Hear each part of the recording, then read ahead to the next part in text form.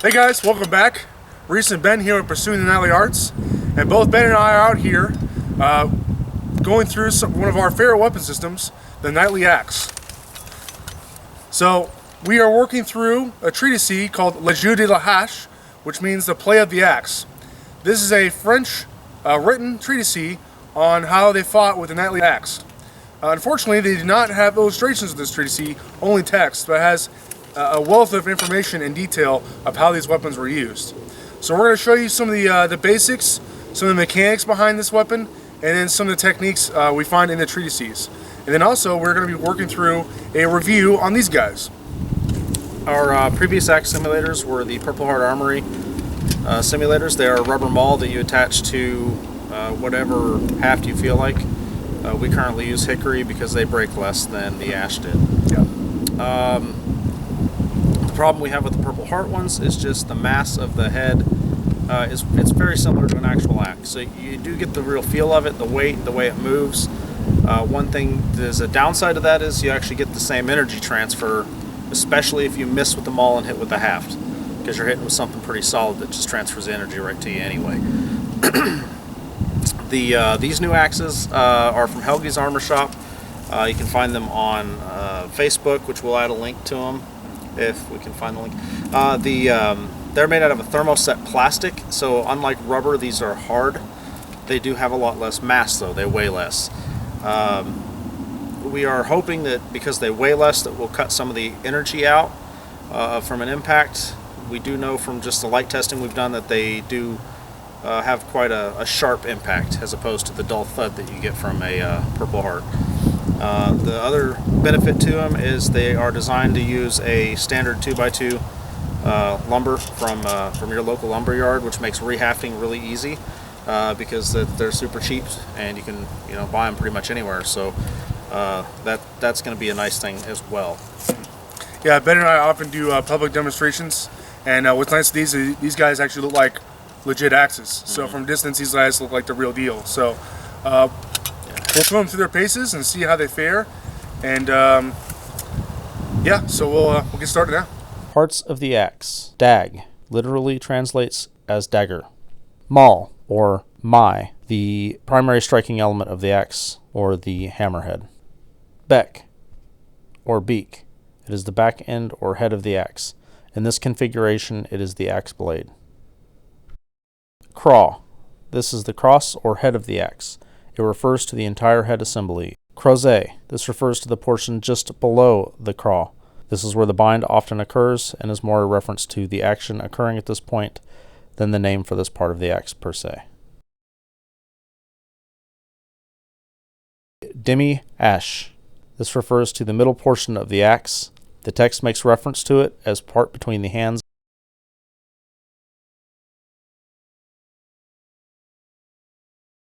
Q. Literally, this means tail and refers to the bottom end of the axe haft, including the butt spike. The axe has a strong and two weaks. The maul is the slow weak. The strong is the area between the hands. The Q is the fast weak. There are two main methods to gripping the axe: thumbs aligned, where both thumbs point in the same direction, and thumbs opposed, where both thumbs point towards each other. Thumbs opposed seems to give the better advantage in leverage and wielding the axe on both sides. Now we will show you the structural differences between the grips. Thumbs aligned grip is weaker.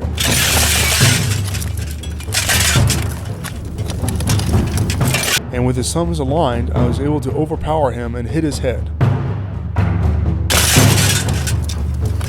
The thumbs opposed grip allows for proper structure for power generation to perform the techniques, as well as structure to defend against attacks. Here you'll see I make the same strike towards Ben's head and attempt to overpower him with little effect.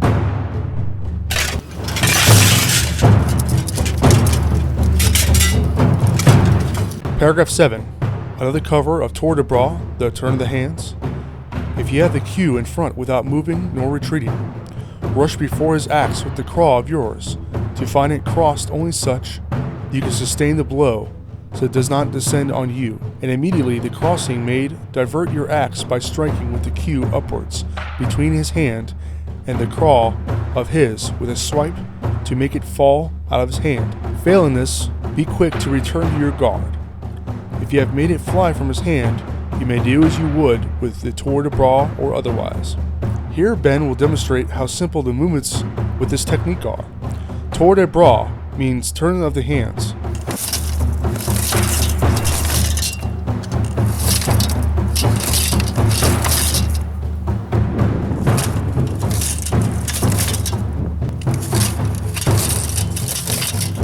Now we'll demonstrate a technique with speed and intent.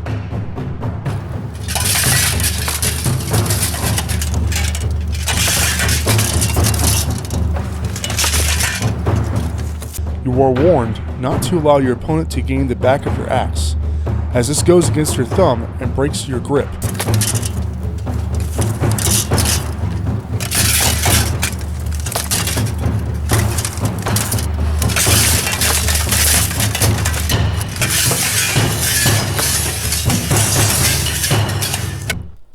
Paragraph 22.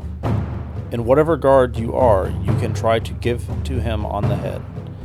Not such that if you fail, that your axe passes by, because there would be peril. And immediately the blow done, you should feint a return to the head, such that he tails high, and you will to the knee give him your beck. And if your beck passes the crevasse of his knee, you should pull to you and throw him to the ground. If he retreats, such that you find nothing, guard that your axe does not pass further forward than your man. And similarly for all the tour de bras, and quickly return to your guard.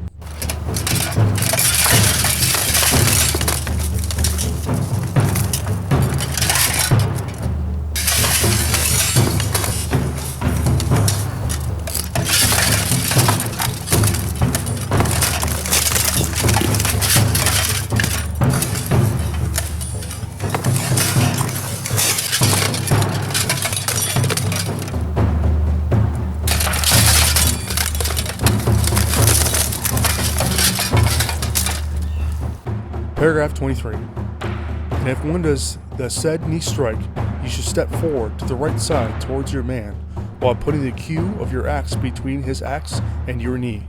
And with said cue, should try to tear away it from his hands by giving a backhand shove against the crochet of his. And if you cannot from there approach him, following one foot after another, and give him a thrust with a dag of yours to the face.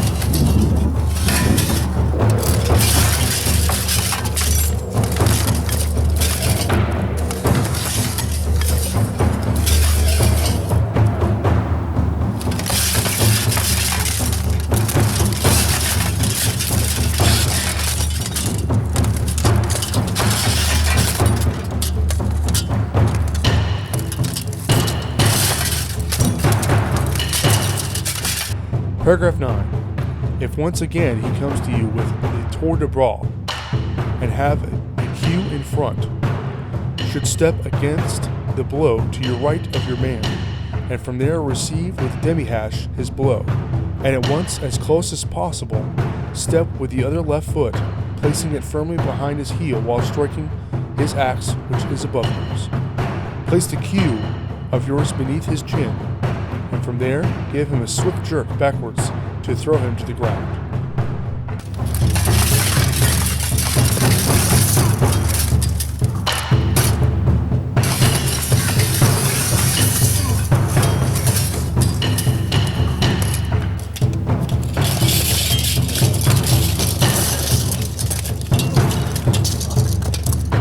Paragraph 11.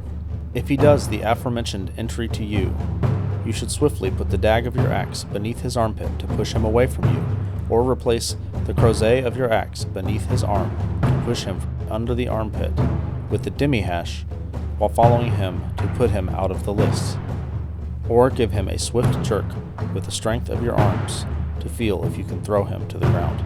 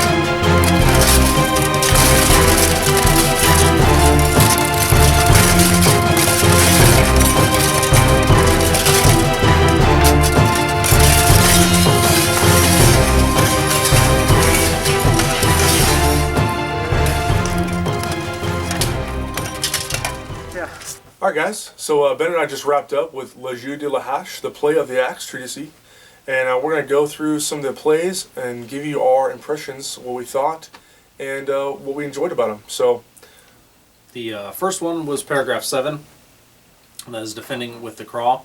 The craw is the top of the axe between the beck and the axe blade, well, the beck or axe blade and the maul and the dag. So it's this section right here.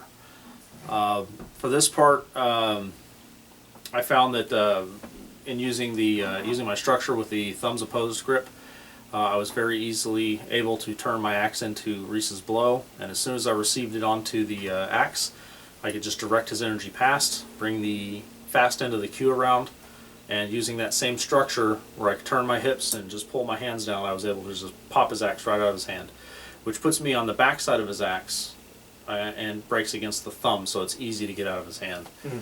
And the treatise specifically says not to allow your opponent on the back of your axe if you can avoid it, because that does put them in a position where it's against your thumb and they can take it right out of your hand. Yeah, we'll be covering that in a future video on breaking the thumb, the mechanics of it. But this one was pretty interesting.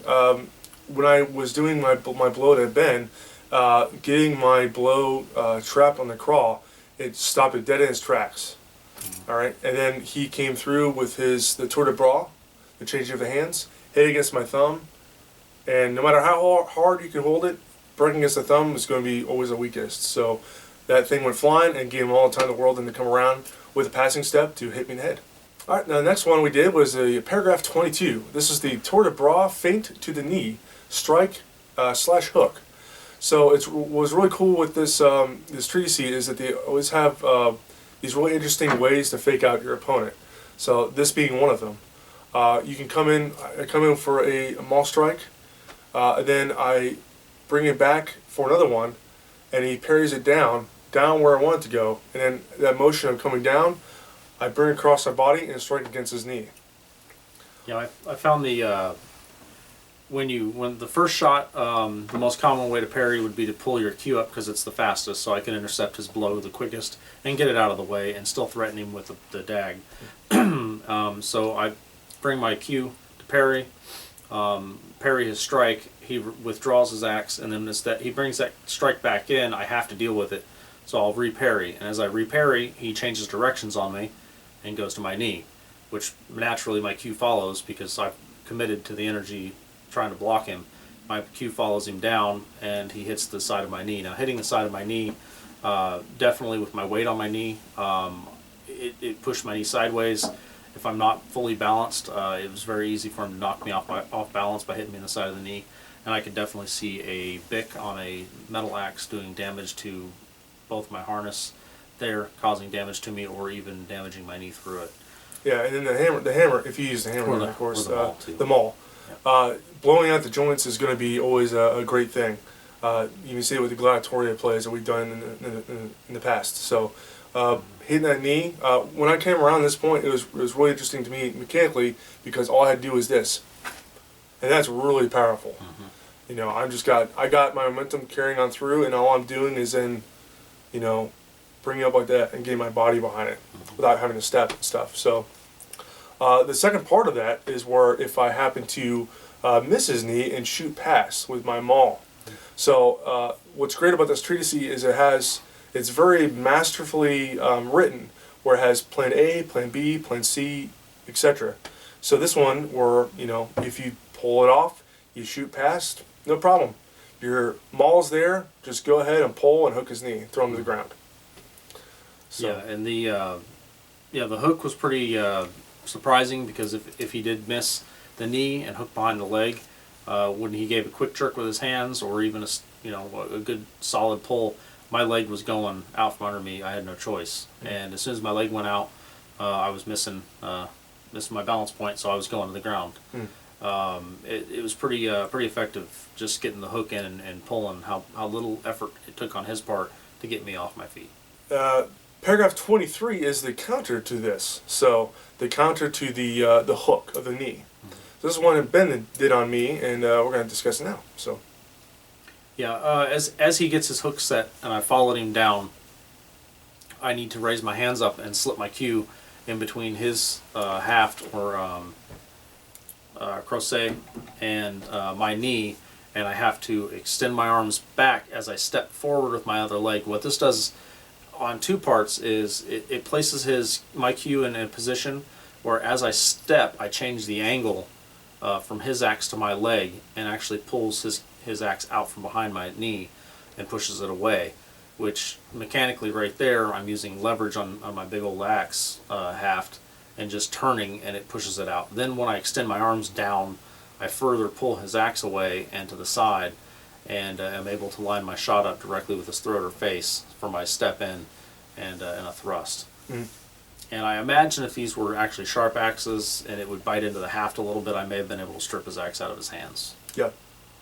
Yeah, it was being then when I hooked his knee there, I felt pretty mechanically strong. But by placing the cue of his axe between mine and then stepping through with a passing step, it was just gone. Mm-hmm. So, and then at that point out, all I can do is try to retreat. But of course, the treatise does talk about if the one were to retreat, you just further follow them, do passing steps, and stab them in the face.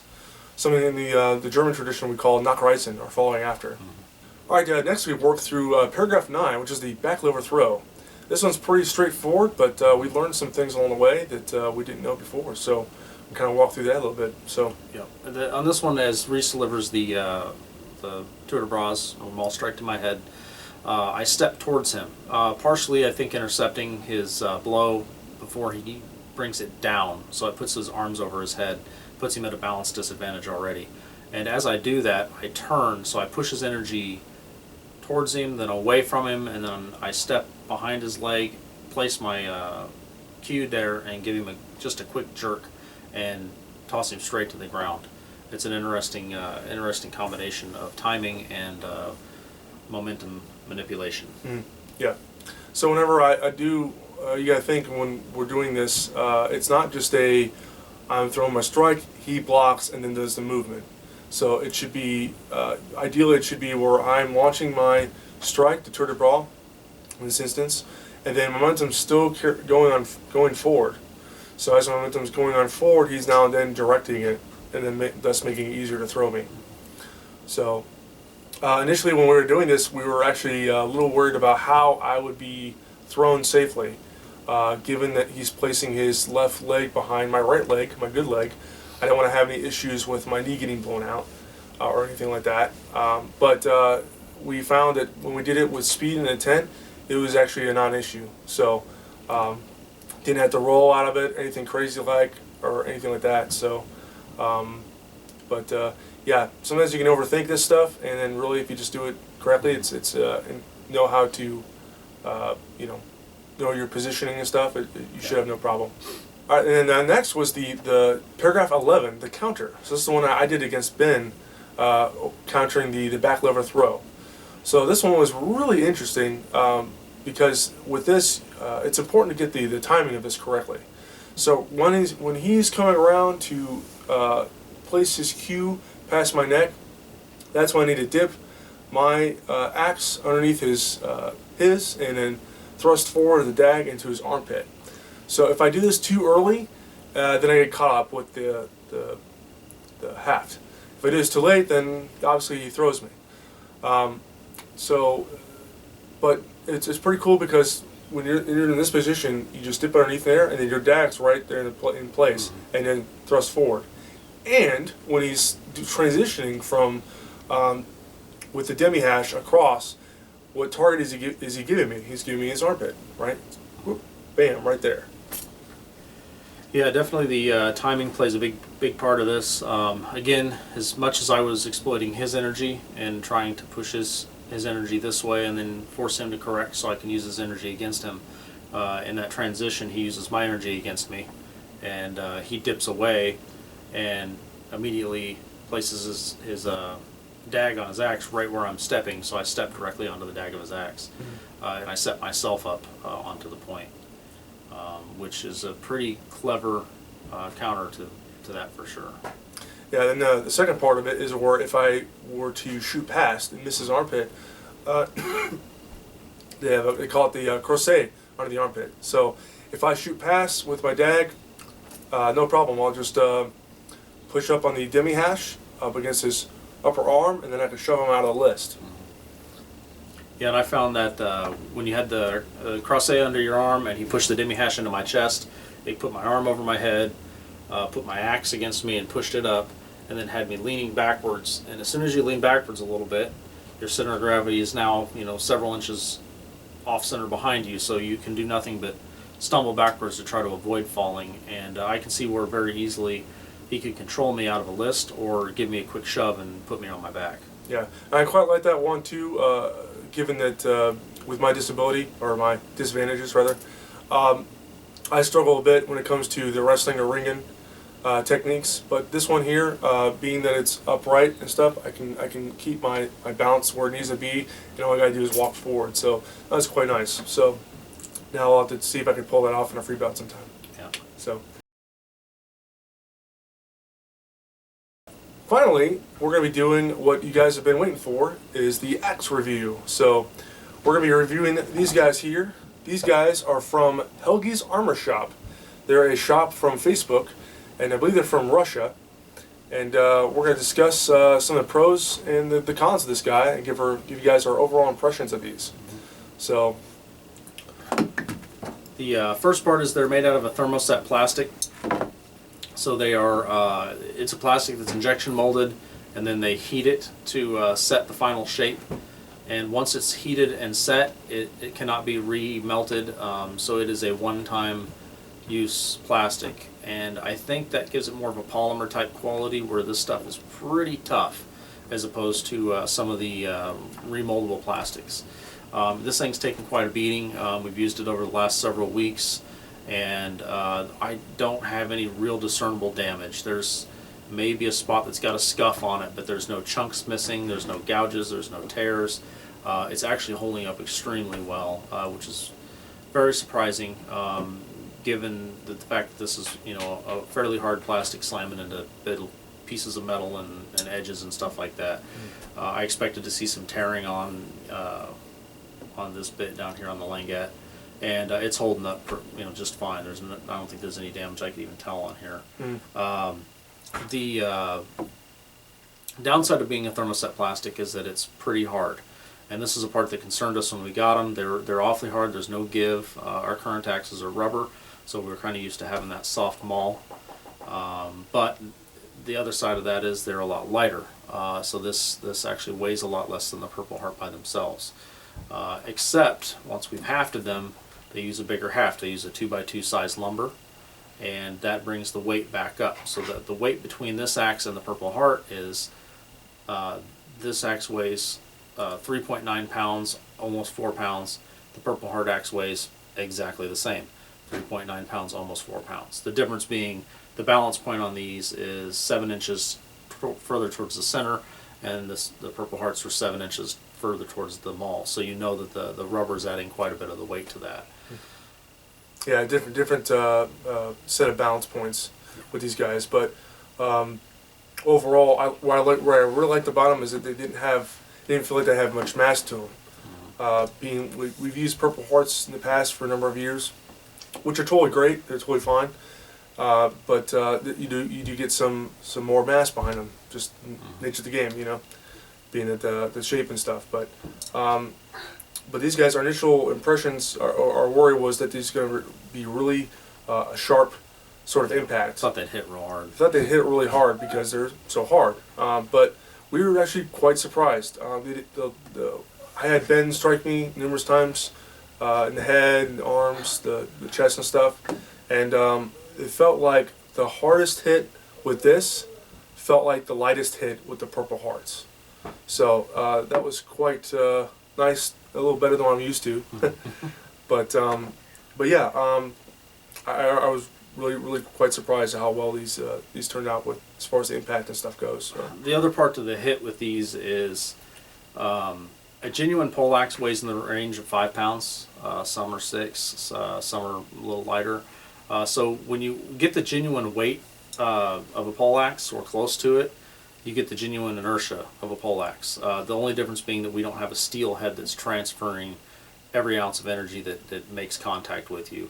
The Purple Hearts, we had issue with haft hits. If you got hit with a haft, you felt like you got hit with a metal hammer because it transferred a lot of energy right now, which is primarily where the concussions land, is with the half strikes. So it's difficult to make a safe poleaxe simulator because, you know, as soon as you make something that feels like a poleaxe with the weight of a poleaxe, it is a poleaxe. It's just more or less effective at transferring the energy. Obviously, a poleaxe with the big spiky maul on it is going to bite into armor and transfer the energy when it hits you, as opposed to skipping off. The benefit of these being hard is they do skip off, so they don't bite into the armor as well, like your helmet. So it'll give a little bit of a skip and not transfer as much energy as it could, which is on the doing this repeatedly and you know, sparring with them is actually great because we don't injure our partners, and we have a lot better time doing it. It's not leaving with headaches and seeing double. Yeah, seeing stars. Yeah. But yeah, we even tried out the hooking with this back here. Hooking was totally fine. He hooked my neck with both ends, the axe and the maul here, or the hammer. We did have a slight issue with the axe blade down here. It's got kind of a point to it. Now, that's how the original, based off the one in the Walls collection. But for our purposes, we will be rounding those off because I did hook the back of Ben's knee, and it bruised up pretty good for a couple of weeks. But yeah, overall, really good. We did also some strikes down with the rondo here. Had each of us just grip it and stuff, and then there's certain plays like there's ones you call for absetzen, where you catch your opponent's strike, and then with the rondo here. So we did a number of strikes with these. This held up pretty good. Not the greatest, but it does its job. So. Yeah. Call it semi-functional. Semi-functional, yeah. So, but yeah, yeah, we really like these. We will be using these more in the future. They've held up really well. We've done this for about 3 weeks now. Testing these guys out, they've held up very, very well. That brings us to the haft as far as the testing them out. Yeah. Yeah, we've been testing these for about 3 weeks now. The hafts, this is sized for a standard 2x2 lumber that you can buy at any lumber yard, which is awesome because previously, like the Purple Hearts, we had to go buy hickory, cut it down, make all our modifications to the haft itself to make it fit and to make a good functional haft. These being 2x2, you can go to the lumber yard and you can buy. What we used is the furring lumber, which is a center cut. So if you look at the end of this, it has the grain full circle all the way through. So this is the center of a tree. It's not the best wood. It's pine or fir or something like that. It's a soft wood. But given the 2x2 size and the fact that it's got grain all the way through it, it makes it pretty structurally sound. They've taken a beating, and we've got little chunks missing and dents all over it. But so far, from all the abuse we've given it, there's no sign of this failing. And if it does, they're $1.75, at least in our area. And I've got a couple more ready to roll. So you pop a couple screws out, slap it on the new haft, and then you're back in business in no time. So it's a very cheap and easy alternative to having to custom build your own hafts. I think the Purple Heart ones are $30 if you buy them from them, or $35 or something like that. And I think it's extra shipping because of the size, because they're 7-foot pole, which hits that oddball size on shipping. So yeah, that's a critical part. You couldn't buy just the basic cheap 2x2 common board because it's not going to have the proper grain. It's probably going to have grain runoff on it, at least the ones I looked at the store. So they're going to break off really easy. So I definitely make sure you pay attention to get the right 2x2, something that has full grain down the entire piece of wood. But that makes these guys way cheaper in the long haul because you buy the head and then the halves are nothing almost. So yeah, this would be really great because Ben and I plan to travel a lot with these guys, and it'd be great just to show up to a hardware store and pick up basic 2x2, slap it on, and then be good to go. So and in the field, that's great. It's a great advantage having that to be readily available, cheap, and then we can easily swap them out. So I really like these. We're going to be getting some of the newer ones they've got out now. They've got the as the Vector Corbins, as they're commonly known, with the hammer and the beak. They've got those in stock now, and they've also got them available in silver. So with these, we painted these to give them the appearance of metal, but now you can buy them with the silver. Plastic's actually silver, so plastic's actually silver. You're already set up with them looking more realistic, which, in the grand scheme of things, they don't need to be realistic looking. But when you do demonstrations or when you're doing this stuff, it just feels good to look like you're hitting each other with a realistic weapon. Yeah. It's part of the experience. You don't feel like you're getting hit with a Lego. So you get that feeling that guy's got a legit poleaxe and means you harm. So it puts you in more of that mental place that this is a martial art as opposed to play fighting. So, all right, guys. Well, that concludes our video here. Really hope you guys enjoyed it. We put a lot of work in this one, and we hope you guys learned a lot. We certainly learned a lot along the way with playing with the play of the axe. We'll be exploring this treatise more in depth in the future. So if you guys like what you see, be sure to give us a like, share the video with your friends, and comment down below. And we'll look forward to seeing you guys in the next video. Take care.